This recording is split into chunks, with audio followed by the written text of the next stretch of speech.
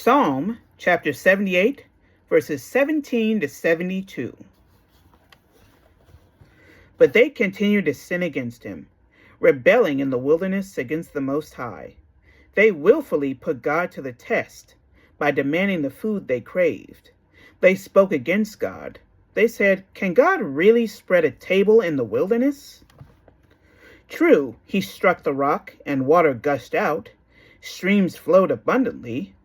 But can he also give us bread? Can he supply meat for his people?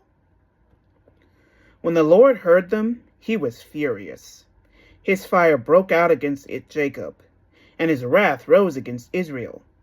For they did not believe in God or trust in his deliverance. Yet he gave a command to the skies above and opened the doors of the heavens. He rained down manna for the people to eat. He gave them the grains of heaven. Human beings ate the bread of angels. He sent them all the food they could eat, and by his power made the south wind blow. He rained meat down on them like dust, birds like sand on the seashore. He made them come down inside their camp, all around their tents. They ate till they were gorged. He had given them what they craved. But before they turned from what they craved, even while the food was still in their mouths, God's anger rose against them. He put to death the sturdiest among them, cutting down the young men of Israel. In spite of all this, they kept on sinning. In spite of his wonders, they did not believe. So he ended their days in futility, and their years in terror. Whenever God slew them, they would seek him. They eagerly turned to him again. They remembered that God was their rock, that God Most High was their Redeemer. But then they would flatter him with their mouths, lying to him with their tongues. Their hearts were not loyal to him. They were not faithful to his covenant. Yet he was merciful. He forgave their iniquities and did not destroy them. Time after time, he restrained his anger and did not stir up his full wrath. He remembered that they were but flesh, a passing breeze that does not return. How often they rebelled against him in the wilderness and grieved him in the wasteland. Again and again they put God to the test. They vexed the Holy One of Israel. They did not remember his power, the day he redeemed them from their oppressors, the day he displayed his signs in Egypt, his wonders in the region of Zoan. He turned their river into blood. They could not drink from their streams. He sent swarms of flies that devoured them, and frogs that devastated them. He gave their crops to the grasshoppers, their produce to the locusts. He destroyed their vines with hail, and their sycamore figs with sleet. He gave over their cattle to the hail, their livestock to bolts of lightning.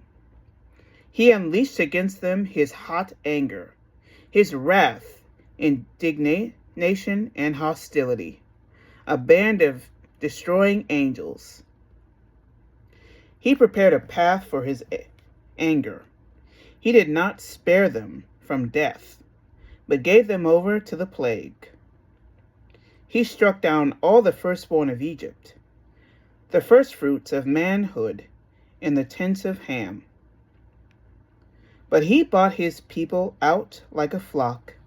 He led them like sheep through the wilderness. He guided them safely, so they were unafraid. But the sea engulfed their enemies, and so he brought them to the border of his holy land, to the hill country his right hand had taken. He drove out nations before them, and allotted them their lands to them as an inheritance. He settled the tribes of Israel in their homes. But they put God to the test and rebelled against the Most High. They did not keep his statutes. Like their ancestors, they were disloyal and faithless, as unreliable as a faulty bow. They angered him with their high places. They aroused his jealousy with their idols. When God heard them, he was furious. He rejected Israel completely. He abandoned the tabernacle of Shiloh, the tent he had set up amongst humans. He set the ark of his might into captivity, his splendor into the hands of the enemy. He gave his people over to the sword. He was furious with his inheritance. Fire consumed their young men, and their young women had no wedding songs. His priests were put to the sword, and their widows could not weep. Then the Lord awoke as from sleep, as a warrior wakes from his stupor of wine. He beat back his enemies. He put them to everlasting shame. Then he rejected the tents of Joseph. He did not choose the tribe of Ephraim, but he chose the tribe of Judah, Mount Zion, which he loved. He built his sanctuary like the heights, like the earth he had established forever. He chose David his servant and took him from the sheep pens. From tending the sheep, he brought him to the shepherd of his people Jacob, of Israel his inheritance.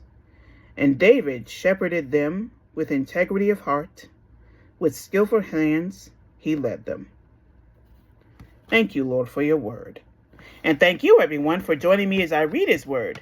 Don't forget to like, comment, share, and subscribe. And you all go out and have a blessed day.